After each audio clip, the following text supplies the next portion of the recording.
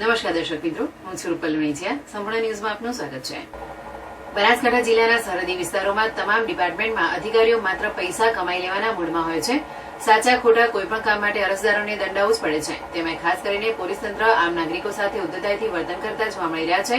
દ્વિચક્રી વાહન ચાલકોને helmet, PUC, licence વગેરે કાગળો માંગી હેરાન પરેશાન કરી નાખે છે. ત્યારે ઘેટા બકરાની જેમ અને ઓવરલોડ ભરેલા જીપડાલાના વાહન ચાલકો પર કોઈ કાર્યવાહી કરવામાં આવતી નથી.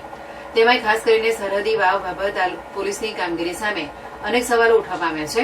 પૈસા કમાવામાં મશગુલ વાવ ભાભર પોલીસ ઘેટા બકરાની જેમ માણસોને ભરી જતા વાહન ચાલકો પાસેથી દર મહિને નિયત હપ્તો લેતા હોય તેમના પર કોઈ કાર્યવાહી કરાતી નથી. ખાસ કરીને લોકોની અવરજવરથી ધમધમતા રહેતા વાવ અને ભાભર શહેરમાં ટ્રાફિક પોલીસના જવાનો ખાનગી માણસોને સાથે રાખી દર મહિને દરેક ગાડી દીઠ 300 થી 400 રૂપિયાની ઉઘરાણી કરી ટ્રાફિક મહિને લાખો રૂપિયાનો ભ્રષ્ટાચાર કરતા હોવાની રાહ ઉઠવા પામી છે.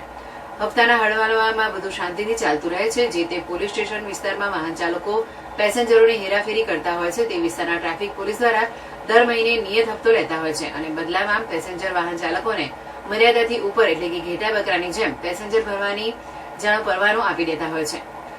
હપ્તાની લાઈમાં અનેક માનવ જિંદગીઓ સાથે ખિલવાડ કરતા વાવ અને ભાભર ટ્રાફિક પોલીસની હપ્તાખોરીનો કામગીરી બાબતે જિલ્લા પોલીસ વડા દ્વારા તટસ્થ તપાસ કરી જવાબદારો વિરુદ્ધ કડક કાર્યવાહી કરવાની માંગ ઉઠવા પામી છે.